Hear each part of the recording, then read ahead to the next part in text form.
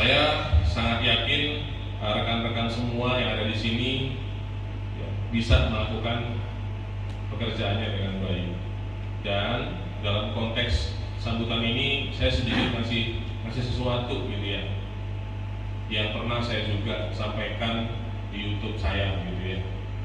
Bahwasanya saya ngingetin ke teman-teman semua. Kemarin di sini Pak Jimmy ada ngomongin safety resilient gitu ya. Kalau saya ngingetin lagi tentang leadership resilient. Karena Buma tahun ini grow Buma, grow leader ya, atau grow leader, grow Buma. Berarti leader.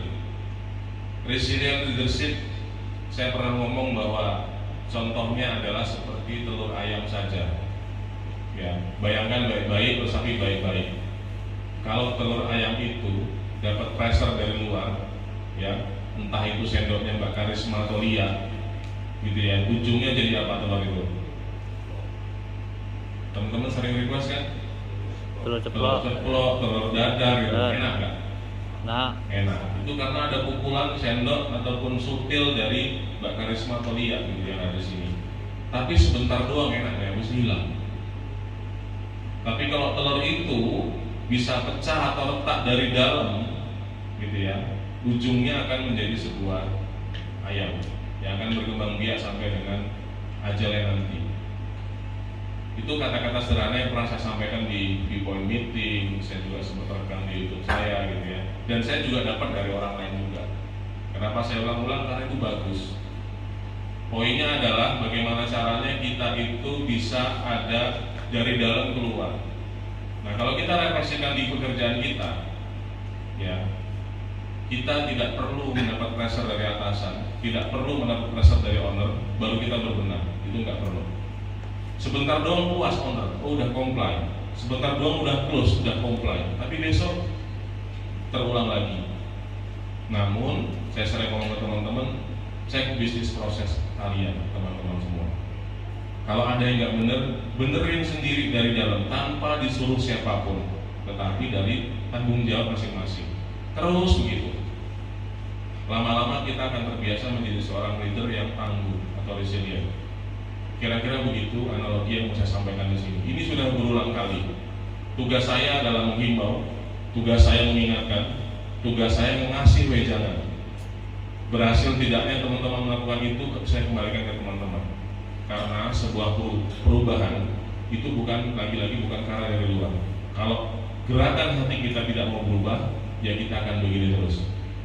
Dan saya patut apresiasi bahwa Buma Binsua, leader-leadernya sudah bergerak terus dari tahun ke tahun, semakin baik, semakin positif, semakin jelas bahwa perubahannya akan dibawa kemana. Ya, ini patut kita syukuri. Namun perjalanan masih panjang dengan case-case yang ada di Buma Binsua saat ini. Kira-kira begitu teman-teman semua. Nah, tadi saya juga melanjutkan materi yang pernah saya baca.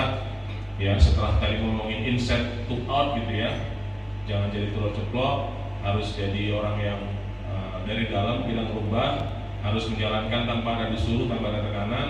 Ada sedikit lagi yang mau saya sampaikan gitu ya, bahwasanya untuk bisa mencapai resilient leadership tadi ada dua hal, 2G ya. Ingat-ingat 2G. Kalau saya 4G. Anak saya depannya namanya G semua gitu ya. Kalau sekarang saya mau ngomong 2G. G yang pertama adalah growth mindset. Hal yang nggak asing lagi terkait growth mindset. Tahun berapa kita ngomong growth mindset dari rumah? Tahun berapa? Hari masih ingat nggak growth mindset? Pak Ronald ya yang mengamali growth mindset itu ya. Kalau kita dulu growth mindset versus fixed mindset kan gitu ya. Kita diarahkan menjadi growth mindset. Nah, pada kesempatan ini saya mau ngomong bahwa untuk mencapai resilient leadership kita harus jalankan 2G. Yang pertama adalah growth mindset. Di dalam growth mindset ada 3F gitu ya. Yang pertama adalah fulfill purpose atau tujuan yang bermakna. Yang kedua adalah face challenge, akan terbiasa rela hati menerima sebuah tantangan. Yang ketiga adalah fail forward, gagal tapi ke depan.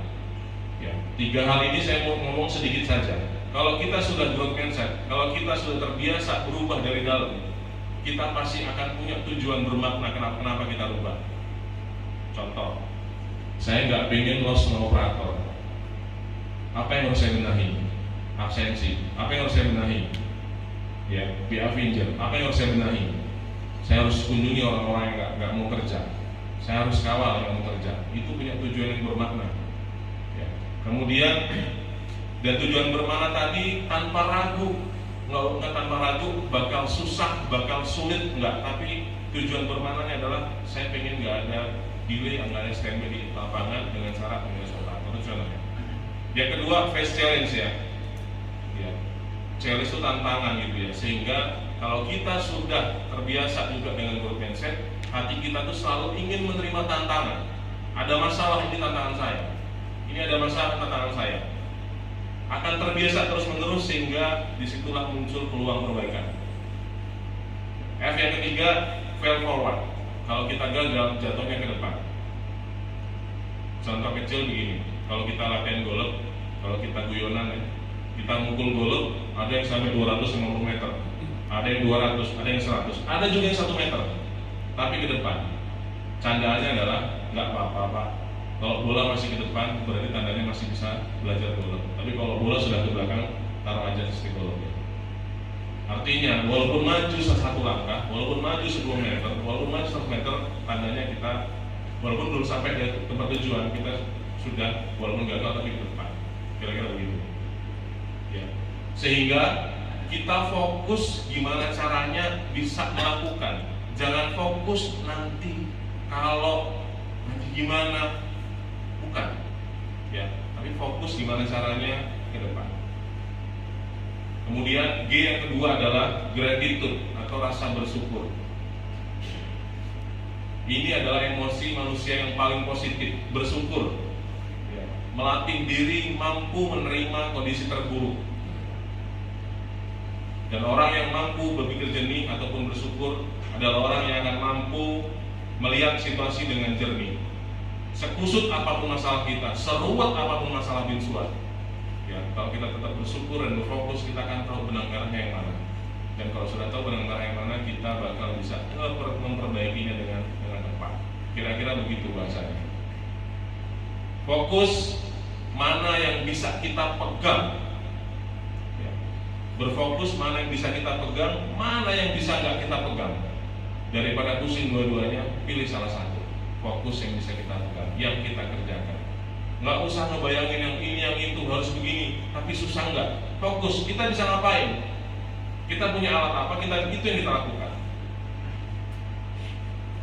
Kira-kira seperti itu, 2 poin yang saya sampaikan pada sore hari ini.